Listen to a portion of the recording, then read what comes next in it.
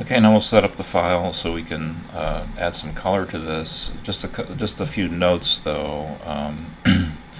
If you're my students, well, if you're anybody actually, the use of clipping masks will be taught in another lesson. If you don't know what a clipping mask is, that's okay. I will teach you what a clipping mask is. When you're painting something digitally, a complicated scene, you should use clipping masks. And again, later on in the semester, I'll explain what that is very soon, actually, in the next week or two. But for this introductory exercise, we're going to use a more simple method to paint this. So let's go back to Photoshop. And it's the thinking of it is really simple.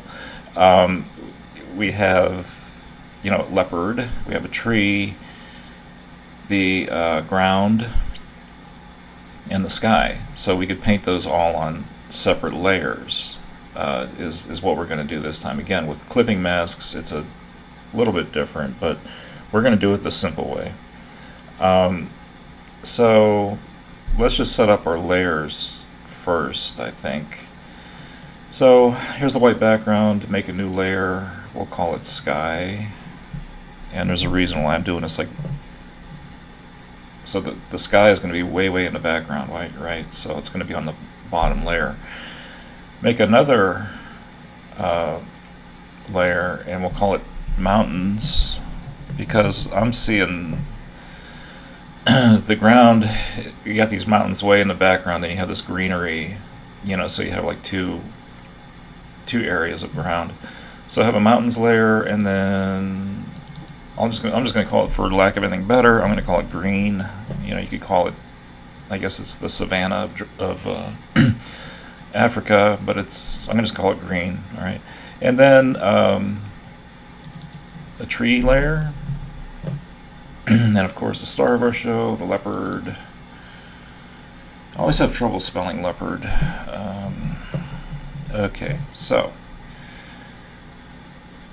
And we have the lines layer on top. So save your file. You can do a Command or Control S to save your file.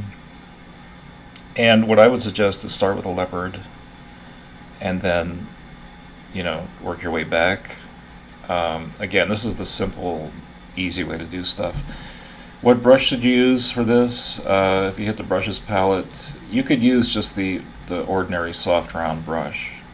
If you have experience with Photoshop, and you have a stylus and like a tablet and a stylus, you can use that. If you want to experiment with different brushes, no problem. Okay. So anyway, I'm just gonna choose this soft round brush, right? And then I want this realistically color. So the thing, if you're a beginner, make sure you're on the correct layer. So I'm on the leopard layer, and I got to find a leopard color, and it's going to be somewhere within the orangey gold, area here. And you will have a lot of creative freedom in this course, but for this exercise, let's keep it within the realm of reality. Don't make a lime green leopard or anything. But anyway, since I'm on the correct layer, and my line work is safely on the top here, I could very nice and neat, start painting my leopard. And before I go any further, let me show you this other, if you're my student. So you're going to be graded on neatness and craft. Okay, so it has to look nice. Okay, take your time, paint in the details, like for example the tree bark, that kind of stuff. Use realistic colors for this one.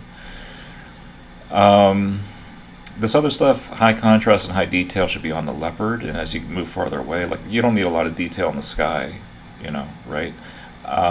You don't need a lot of detail in the mountains. You don't want a lot of detail in the mountains. You want the viewer to focus on the leopard.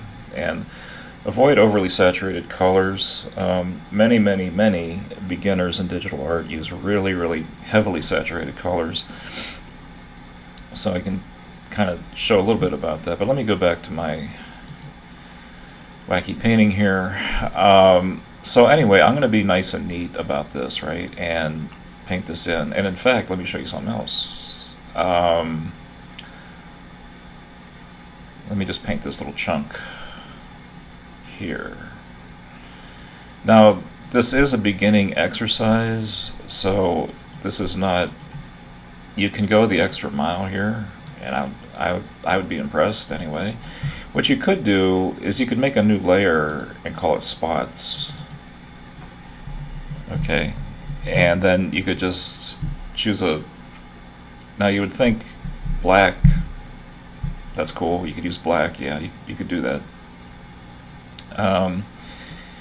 When I paint in real life, I never use black. You know, I'll choose like the contrasting color, like a blue, right? And I'll make it like a really super duper deep blue. You know, does it make a difference? Who knows? But it makes a difference to me. But anyway, I just made a spots layer, you know, and I can go in there and I can paint in my little spots, right? And you might think, well, this is going to drive me insane. But actually it's very meditative and it's very relaxing to do stuff like this. Anyway, so you can make a spots layer. Let me show you something else here. Let me back up. Okay, just again, make sure you're on the correct layer. So like I'm going back to my leopard layer. Oh no, where's my color? Well, just use the eyedropper tool and select the color you were working with before. Go back to your brush tool. You can hit the letter B on the keyboard. There it goes. And you can use the bracket keys to, let me show you. You can increase the brush or decrease the brush with the bracket keys, which is, or next to the letter P on the keyboard. So close bracket will decrease the brush, open bracket decreases. The bracket key next to the backslash increases. But anyway, let me show you something else you could do optionally. See, I made a little mistakey poo there. My orange went over the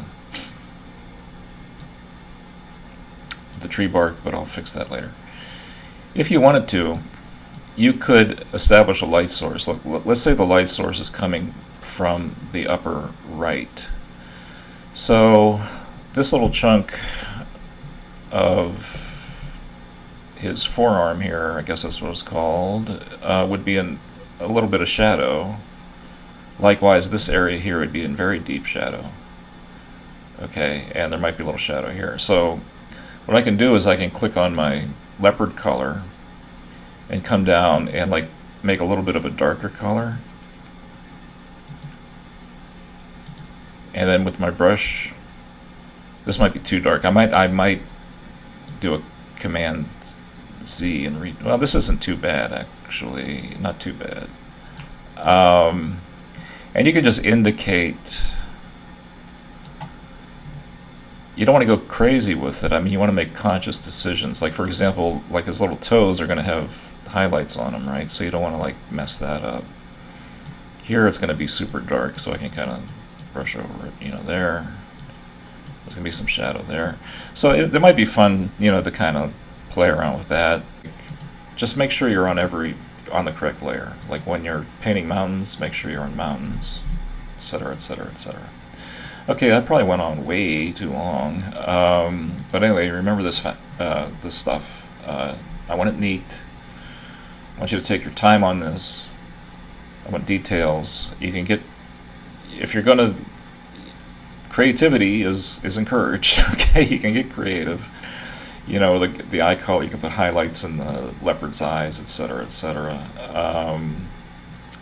You know, like maybe the leopard's muzzle is a lighter color and it like blends back into a darker orange, so on and so forth. Okay, so have fun with it.